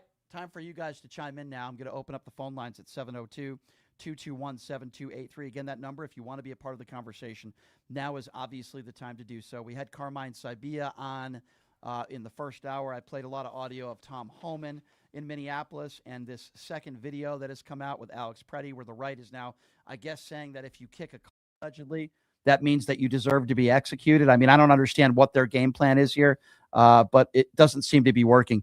702-221-SAVE, 702-221-7283. Let's get to those phone calls right now. And who are we going to first here? Let's go to Scott. Scott is first up on PTL. Hey, Scott, what's up? How are you? Hey, Scott. I wish you would remind your guests that in 2024 there was a bipartisan bill to fix the border that Trump oh, no, he knows that. Don't vote on. Trust me, he knows that. He knows that. Yeah, but I wish you would remind them on the radio because they want to blame, when they're blaming Biden for everything, remind them that there was a bill put up. But also, I think Melania should be more worried about her husband's diarrhea and dementia. And not, if you want to, I think he unites his butt cheeks every time he goes to the bathroom. That very well might be true, Scott. Scott, it's good to hear from you. I appreciate the phone call very much. Thank you, Scott. Got to move on to some other callers. Thank you, Scott. 702-221-7283. Let's go to Stacy. Stacy's next on PTL. Hello, Stacy. Hi. Hi. Listen, is this Brian? Yes, ma'am. Listen, I wish you would have told Carmine that not only are these ICE agents doing things illegally, they're stealing people's cell phones and then selling them in machines. I saw a post today about a guy wearing one of the detainees' jewelry, gold bracelets. They've stolen groceries from people that they've arrested or detained or whatever. I mean, just all sorts of terrible stuff. You know what it is? It's they believe they are above the law because of Donald Trump and because of Kristi Noem and the statements they made. They believe that they can do whatever they want to do. They can murder people and get away with it. That's the problem. If it was anybody else, they'd be in jail, and these guys just walk. I don't understand. Well, again, it's the directive of Donald Trump. If they actually held anybody accountable in his administration or any of these ICE agents, then this behavior wouldn't be happening. But when you, well, it comes from a criminal himself. He's a criminal himself. So, well, yeah, of course. know. When you have these uneducated, ill-informed, and certainly not very well trained ICE agents out there, rent-a-cops, as I would call them, they believe they can do anything they want. They can harass people, they can injure people, they could bully people, as you said, steal their cell phones, steal their groceries, steal anything. And there's probably a lot of stuff that we don't even know that they're doing behind closed doors. I agree. I agree. So it's all scary. going to come out in the end, and it's going to be. I think it's going to be bad. I haven't called for a while because I just don't have it in me. It's taken too much out of me. Yeah. How do you think I feel every day? Last year has been horrific. It has. It has. Just one thing after another. It has. It has.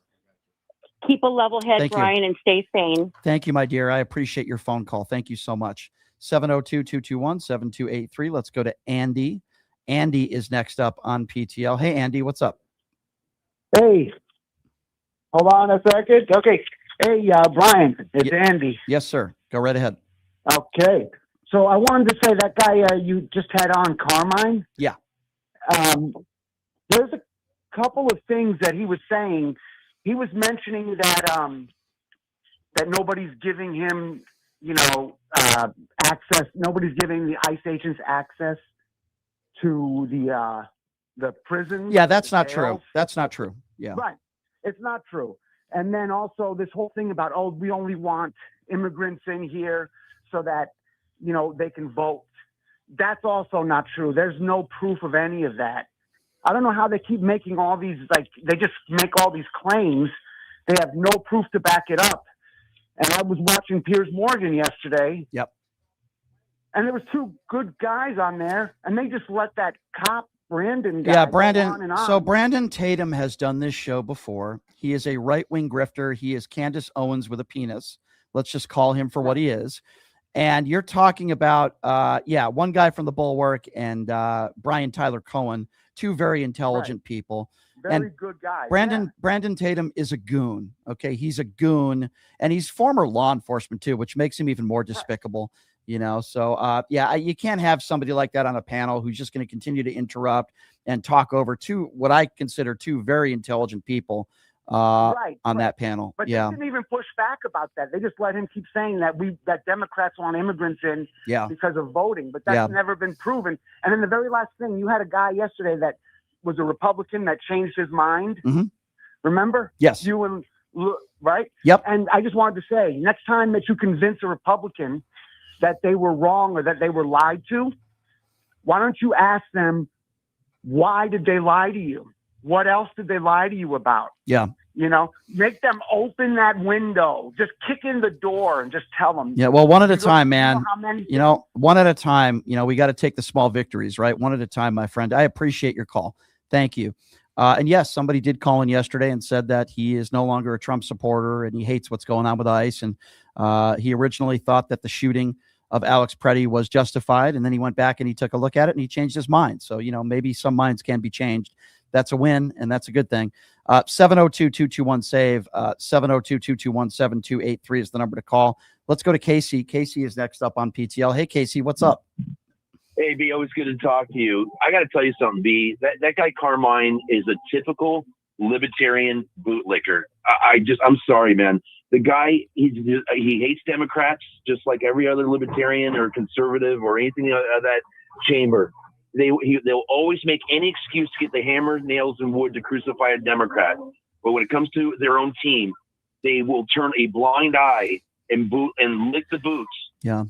Because like you said, he's making money. As long as they keep, they got all the trigger words, Lincoln Riley. You know what I'm saying? Like it's such the biggest echo chamber, but I got to give them credit about one thing. They are united with their cause. They are united with the like I said, the code words like Lincoln Riley. It just infuriates me to no end that I understand that you are trying to reach across the aisle and stuff like that, but he is a bootlicker. Bootlicker. And here's what's even, more daunting though. He's one of the few on the right that is calling out Republicans for saying that the Ilhan Omar attack was staged. He's one of the few large platform Republicans that agrees with me that this shooting was unjust and that there should be an independent investigation. So while I understand what you are saying, there are people on the right that are far worse. But respectfully, he's not shouting from the rooftops. He's doing undertones because he can't alienate the space, because any sort of compassion is weak in their eyes, weakness. And I'm sorry, the guy, he's not. I know what you're saying, B, but respectfully, he is going to keep goose stepping with the rest of these. Look at who he likes. You know, I mean, the bald guy, what's his name? The guy, Stephen Miller. Yeah, that actually took me by surprise. I can't believe that he likes. I don't know what there is to. Yeah, I don't. Guy is a racist fascist. I agree. Yeah, racist fascist patriots, dude. Yeah, no. Listen. I agree with you. There are no redeeming qualities of Stephen Miller. I think he and his wife are just absolutely despicable people. I think they're an embarrassment to those of the Jewish faith. And yeah, that absolutely took me by surprise. I can't believe that he would say anything positive, or anybody for that matter, about Stephen Miller. Even those in the Trump administration, I can tell you right now, Kristi Noem isn't too high on Stephen Miller. There's a lot of people in the Trump administration that believe that a lot of the lies and rhetoric being put forth by Donald Trump and Kristi Noem is coming from Stephen Miller's mouth. That doesn't make it any better, but yeah. But he was making excuses during her interview, trying to make it a gray area or smokescreen for what happened in Minnesota with the two people that got shot. He was trying to justify that, they just shouldn't have been there. So in other words, if the Jews, the Hungarian Jews, just laid down and didn't, like the partisans and the ones that fought against the Germans. Okay, a lot of partisans died in World War II. We're right now remembering the Holocaust, liberation of the Holocaust this week, right? You know, people died. People died to stop Germany. And unfortunately, people are dying here in the United States to stop this fascist MAGA, goose-stepping right-wing, criminal activity that's going on. Yeah, well, listen, I don't disagree with you, and I understand your frustration. And I listen. I'm going to be completely honest with you. I'm always honest on this show. Some of these people that I have on my show, these are not normally, and I'm speaking in general terms. I'm not talking about Carmine specifically, but I'm saying some of these people on the right that defend the indefensible, that do my show, are people that I would never converse with if I wasn't doing a political talk show. Let me be very clear on that. Johnson, like Will Johnson, Carmine, they're two different people. They're both bootlickers. Will Johnson is your typical black conservative that hates his own skin color. He wants to be accepted by the white man, just like, the Cubans and the Venezuelans down in Miami that voted for Trump. They think they're white. Mm-hmm. And I think we lost you there. I don't know what happened. We lost you there, my friend. We did not hang up on you. I think we got a bad phone line there. You're welcome to call back. But look, let me be very clear on this. If you're one of those people that is defending the Alex Pretti shooting, you're not somebody that I want in any of my circles. I don't want to hang out with you. I don't want to talk to you. If you're one of those people that is calling Renee Good a terrorist, I don't want you in my inner circles. I don't want to talk to you. If you are one of those people, you can defend law enforcement and you can be pro-police. That's okay. That's fine. But if you're defending the behaviors and the actions of these Border Patrol agents and these ICE agents in Minneapolis, then I do not want you in my inner circle. I don't want to talk to you. There are people out there that still want Don Lemon to, go into jail.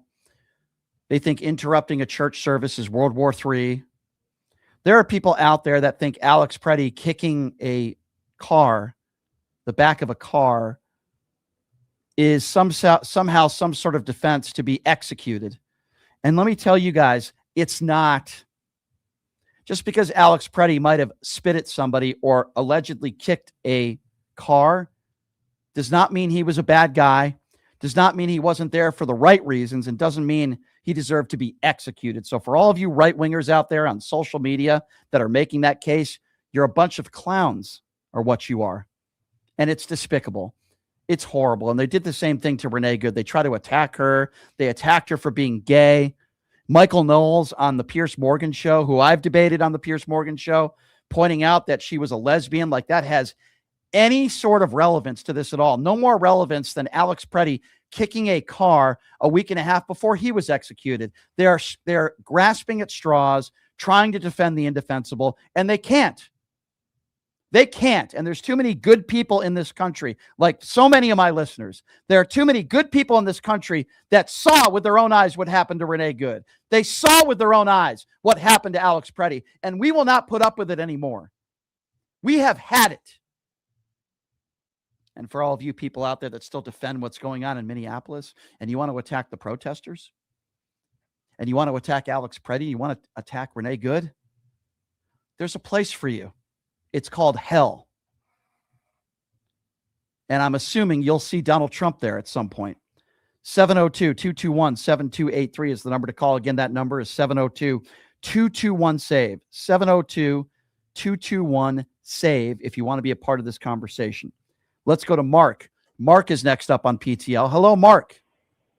Hi, Brian. Hey, I want to call up and just bring up 2 quick points. But, you know, I was listening yesterday. I wish I would have called in, but I have one thing I want to say about Alex Pretti, and I hope you throw this in every conservative's face, but Alex Pretti was a true Christian. Yeah. He actually at least did stand for his neighbors and his fellow man. Yep. I agree. And Mark, yeah. Mark, you know this, Mark, and I agree with you. In the last few moments of Alex Pretti's life, what was he doing? He wasn't assaulting officers. He wasn't swearing or yelling. He was covering a woman and protecting exactly fellow Americans. And I would assume 2 women he probably didn't even know personally, just strangers. Yeah, these conservatives always throw their Christianity, and I hope you'll throw it in their face. Like, that is a true Christian right there. He stood for his fellow people. He did what Christ would have done. Yep.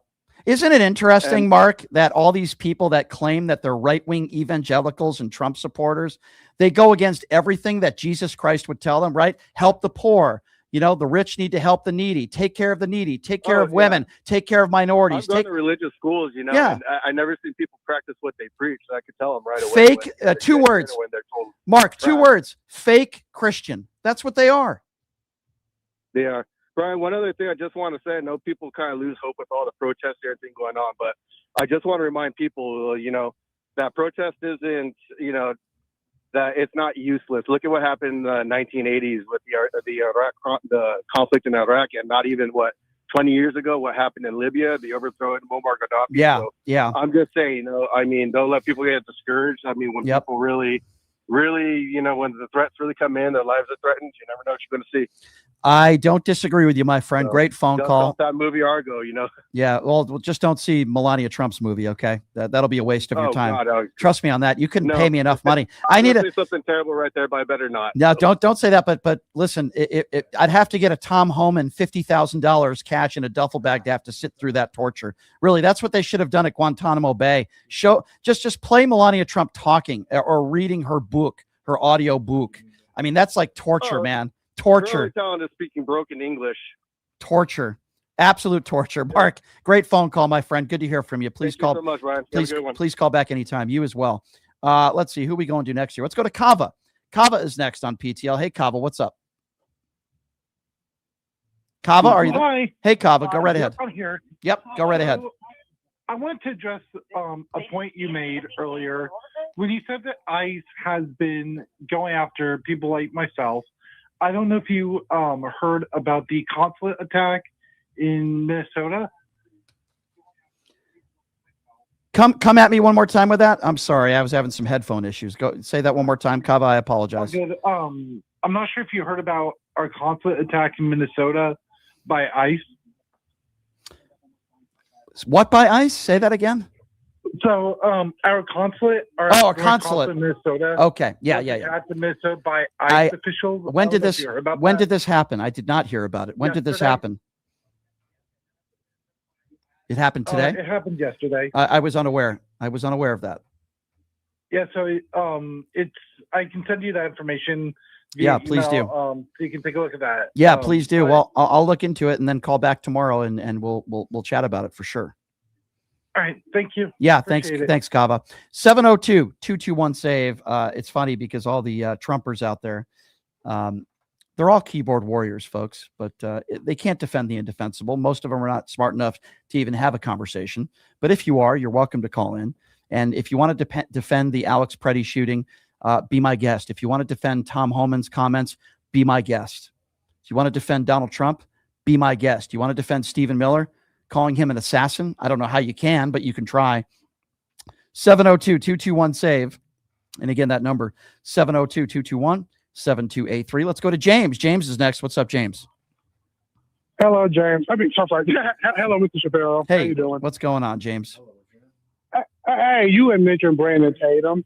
I had recently looked at a debate you had with him. I don't know if that's the only one. I probably have to go back if you can't remember, but you had, like, towards the end of the debate, you called him out on maybe a post or something he did on X.com, Yeah. and y'all made a promise to each other. Yep. You made like a promise to each other Yep. to, if either he was wrong or you were wrong. Yep, I sent him. I I sent him an email. I never heard back from him. Oh, man. He's a coward. I was Listen, like, okay. Brandon Tatum is just like Candace Owens in this sense. They are both grifters. I don't believe they even believe the stuff that they say. And he sells his shirts and he sells his apparel and he spews the right-wing talking points, and these crusty white guys and white people that are Trump supporters love to see a black man spew their propaganda. That's exactly what Tatum does. And he's made a nice living for himself, just like Candace Owens has in doing so. Let me be very clear. I have zero respect for Tatum. He is a clown and he should never be taken seriously. Okay. Well, that's all I wanted. Thank you. All right. I'll keep Thank you, watching sir. your show. Appreciate that, sir. Thank you. 702-221-SAVE. Let's go to Aaron. Aaron is next up on PTL. Hey, Aaron. What's up? Hey, Brian, how's it going? Good. What's on your mind?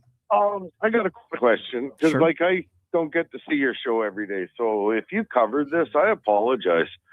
But how come I haven't seen many people talking about the ICE agents that rape detainees in order to see their kids?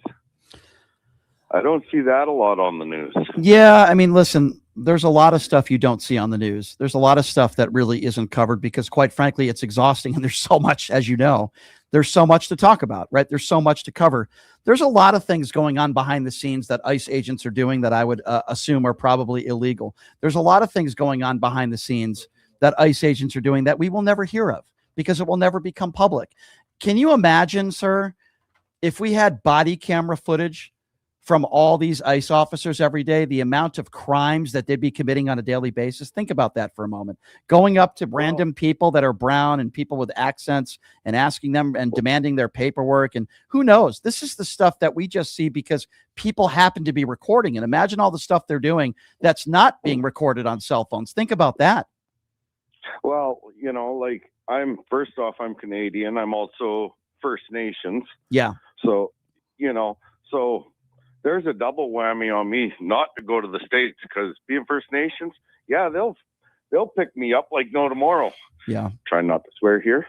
Well, I appreciate that. And, you know, Yeah. and now you get dump Trump there trying to get Alberta involved with them. Like, Jesus, I'm surprised. I can't believe people. We were taught in the 80s what happened during Hitler with Yeah. Hitler. Yep. And how people don't see this now. Like, I'm not saying they're Nazis because that's a total different ballgame, but some of the, but hold on, like it. some of the stuff they're doing. acting like it. Yeah, I agree. And I agree. And it's I don't understand how people don't see what's going on. And you know, Back in the ask days, yourself, back in those days of Nazi Germany, they would ask Jews for their paperwork and identification. They would go up to random people like that. That's exactly, to a sense, of what these ICE agents are doing, but they're going up to people that are brown. They're going up to people that have accents. They're illegally demanding their paperwork to see if they're legal and asking for their ID. And that's why I believe you can make those similarities to Germany back in the day. You can make those similarities now because the Trump administration. you can make the Yeah. similarities. Yeah. That's not what I'm saying. It's No, I just, get what you're saying. I get it. You know, that Yeah. word gets tossed around so much, it's I understand. losing its value. Yeah, but we cannot normalize this. We Well, have to continue no, to we talk can't. about it. Because, like, my people, we already dealt with this with native boarding schools. Right, right. You know, Yeah. yeah. And residential schools, which I had to go to, you know. Yep. And where they try to take our tongue away from us, you know. I can hardly speak any Cree anymore. No, listen, we can't normalize it. I'm glad you called in and I appreciate your call, my friend. And we got to continue to discuss this. By the way, before we take some more phone calls at 702-221-7283. And thank you for the call, Aaron. I appreciate it. Have you guys seen the video of Erica Kirk 2 weeks after her husband was assassinated, bragging about how much money they made at the memorial service? Folks, I've been calling Erica Kirk a grifter. And listen, I'm very sorry what happened to her husband. Okay. As much as I despised her husband personally, that was horrible what happened to him. And every single time I talk about this, I always preface it by saying that. However, I know everybody grieves differently. Erica Kirk is not only is she a weirdo and a grifter, she needs help. Video of her, and I posted it on social media, a video about this, where she's literally bragging about all the money she made from merchandise at her dead husband's memorial service. That is not normal behavior. She is a psychopath and she is a grifter. And that is why everybody that I know in my orbit says she's a whack job and her behavior is strange. Can you imagine if you lost a loved one, a husband or a wife, and you decided to try to capitalize on it? And I'm not talking about somebody who doesn't have enough money to bury their loved one. That would be different. Erica Kirk is worth tens of millions of dollars, and she continues to grift off the loss of her husband. It is sickening and disgusting. And I put a video on that out on X, on my YouTube page at PTL Radio Show, and on my TikTok page as well. I put a video out about this because it's such bizarre behavior and it's so despicable. It's insane. 702-221-7283 is the number to call if you want to be a part of the conversation. Again, 702-221-SAVE. Let's go to Debbie. Debbie is next up on PTL. Hey, Debbie, what's going on? I have a comment regarding the ICE attack that Alex ran into 11 days before his shooting. Yes, ma'am. Why didn't it show that ICE doesn't have no training? Because if they would have escalated him at that time, he would have still been alive. If they would have arrested. Well, I can say that, but I agree with you. I can say the same thing about Renee Good. Do you remember the Renee Good video? The officer, when she says, "I'm not mad at you, dude." Do you remember that? Yes. At that moment, he had an opportunity to have a conversation with her and to de-escalate. All he had to do was say, "My name is Officer blah, blah, blah. Here's what we're needing to do, ma'am. Otherwise, we're going to have to arrest you. We don't want to do that. We need you to get out of the vehicle, or we need you to move your vehicle." That's all he had to do. Anybody with below average communication skills would have done that. What did he do? He takes his cell phone. He goes, yeah, it's crazy. This is to show us that they have no training, you Yeah. know? Absolutely. It's no not with some people, they don't have training. I think with other people, they just are evil people. I think Jonathan Ross is an evil person. He was on the force for 10 years. He knows what a de-escalation tactic is, but he chose to intimidate.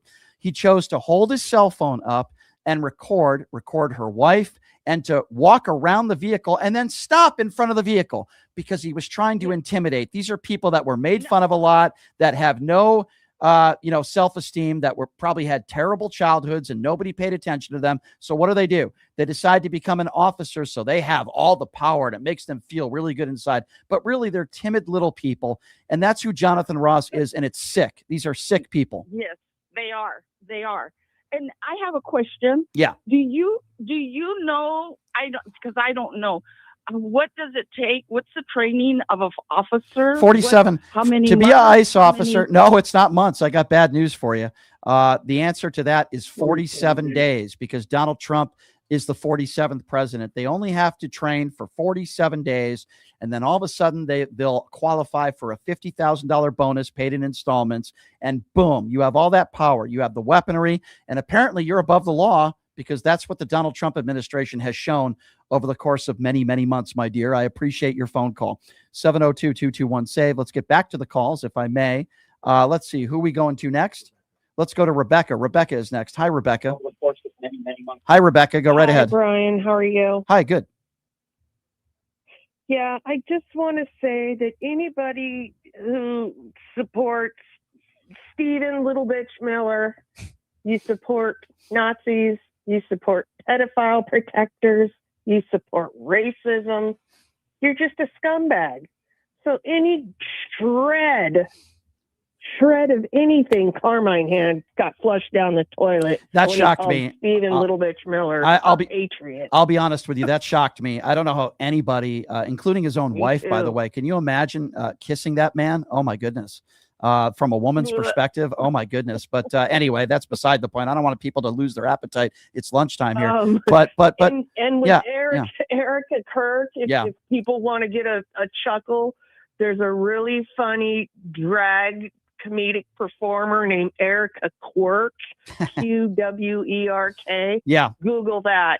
I guarantee. Did you you'll see laugh the your video? ass off. I'll check that out. Did you see the video of Erica Kirk gloating and laughing about how much money she made at her own husband's memorial service, like talking about the merchandise? Who sells merchandise at your husband's memorial service? You imbecile. You I mean, I'm like starting to wonder if that too was a contractual marriage.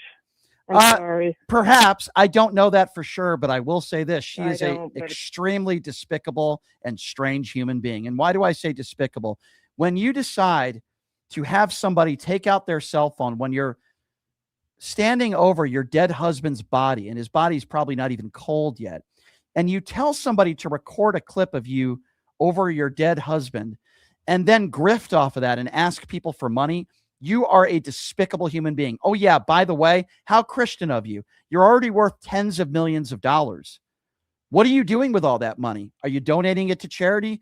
No. You go on your little tour. You go to Mar-a-Lago on a $10,000 a plate dinner, and you enrich yourself. And you enrich yourself some more. How Christian of her. Thank you for the call, my dear. I appreciate you. Let's go to Jason. Jason is next on PTL. What's up, Jason? First of all, I would like to say salutations to my brother. Hope all is well. Thank Second you. of all, I want to say that I know this is your job, so you have a right to debate all you want. But for me, I cut every MAGA off. I had friends that was like since elementary school. But once I found out with MAGA, they got cut, and there's nothing we can talk about, nothing. That's number two. Number three, and I want you to understand this. There's going to be a shutdown. Why? Because Republicans love to cause pain. If you remember the last shutdown when they was going to cut SNAP and they was going to cut Medicare benefits, they didn't care. So now FEMA and the air traffic controllers and DHS, because that's all they care about is DHS. So they'll let a little pain go down a little bit, and then they'll find a way to make the money. So I'm just letting you know there will definitely be a shutdown. But the most important part that I need to express is now Donald Trump has a white supremacist army. If you remember correctly, all these white ICE agents weren't doing nothing. They were high school diploma dropouts. Yeah. They had their GEDs and nothing else. So think about it now. Now they're making 200. He said it. I make 200 grand and I got a GED. They'll do anything Donald Trump will say, as long as they keep making that money. Donald Trump now has his own army. Unfortunately, he does. And that's why I've called it a Klan. I mean, I really have, Jason. I've called it. I've said that at some of his rallies, that it felt like I was at a Klan rally, and I stand by that. Go to the Republican National Convention. See how much diversity is there. I went to AmFest, 99.9% white. Let's go to Brett. Brett is next on PTL. Hey, Brett, what's going on? Hey, Brian. How are you today? Good. What's on your mind? Brian, I was so happy that you actually had a decent right-wing cuck on today, and then he blew all that up by saying that he's a big fan of Stephen Miller. Yeah, that was weird. That was very strange.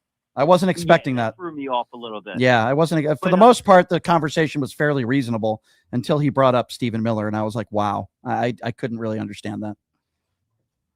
Yeah, and as far as Erica Kirk, like, actually, you can't possibly be surprised about this. I mean, Erica Kirk, this is like somebody who was searching for fame her entire. And by the way, I'm not her entire life. And by the way, I'm not giving any credibility to Candace Owens because she's a right-wing grifting fool. But I do believe her when she says that Charlie Kirk had filed for divorce. I do believe that. This is not the behavior of someone that is grieving. And I know everybody grieves differently. That is not the behavior of somebody that is grieving when you're laughing on podcasts a couple days after your husband is murdered. That is not the behavior of anybody who's grieving, who sells merchandise at your husband's memorial service. I'm sorry, it's just not. Yeah, she's looking for the biggest payday she could find, and she found it in Kirk, and he's gone now, and you know, she'll fade off, and Turning Point will fade away, and all that. But yeah, she's going to be rich. She's going to be rich, and she already is. And she was already just like the rest of these grippers. Unfortunately, yeah, you're right, and unfortunately, she was already rich before what happened to her husband. So yeah, it's sickening. Hey, I appreciate everybody for calling in. So a journalist that I have a tremendous amount of respect for. His name is Aaron Rupert. He's got like millions of followers. He lives in Minneapolis. His family lives in Minneapolis. He's going to be talking with us tomorrow. Destiny is also scheduled to join us tomorrow in hour number 1 as well. So we got a couple of great guests tomorrow that are going to be joining us. So for those of you that are wondering, how do I support this show? Well, you go to my website, pushingthelimits.live. If you go to pushingthelimits.live, you'll see a donate button there. Monthly payments, whatever you can afford, or a one-time payment, $5, $10, $20 a month. We certainly appreciate your support. I also appreciate everybody in the YouTube super chat. I certainly appreciate your support there. And word of mouth, right? Go to my YouTube page, subscribe at PTL Radio Show. You go to at PTL Radio Show on YouTube. You subscribe to my YouTube page, and my Facebook page has been going crazy. Not my personal page, the Pushing the Limits Facebook page. So if you go to my Pushing the Limits Facebook page, you subscribe there, it's free. We've gained over 70,000 subs in under 2 months. So I'm very proud of that. And we're at like 73,000 now is last I checked. We're gaining like 1,000 subs a day. And we put a lot of extra content up there. And that's why people enjoy it. And I hope you do as well. So subscribe to my Facebook page, the Pushing the Limits Facebook page. Subscribe to my YouTube page, at PTL Radio Show. Numchuck is telling me we just surpassed 74,000 on Facebook. So YouTube and Facebook are great places to go. Pushingthelimits.live is my website. And of course, my email, which is Brian Shapiro at KSHP.com. That's where you can request or, you know, suggestions with guests and so on and so forth. And I'm happy to oblige. And anybody on TikTok that has supported what I do, I appreciate that as well. I've been a little bit more interactive on TikTok lately, and I will certainly continue to do so. We are going to be doing some live streaming. I have a studio that is literally being set up in my place as we speak. So, which means it won't just be 12 to 2 Monday through Friday, but I'll also be streaming at different hours of the day and of the night. Probably more night than in the morning, because in the morning I'm preparing for the show. But at night, at different times, I will be live streaming there on YouTube and all my social media platforms as well. You guys asked for it. I'm doing it. As long as you guys are continuing there supporting me, I'm going to continue to do my thing. All right, Aaron Rupert tomorrow. Great journalist. And of course, Destiny is going to be joining us tomorrow as well. And I believe Nicole Mitchell is going to be joining us in hour number 2 as well. Thanks, everybody. Love you guys. See you tomorrow, same time, same place. Have a great day. Hey, everybody. Are you struggling to find a pizza place that reminds you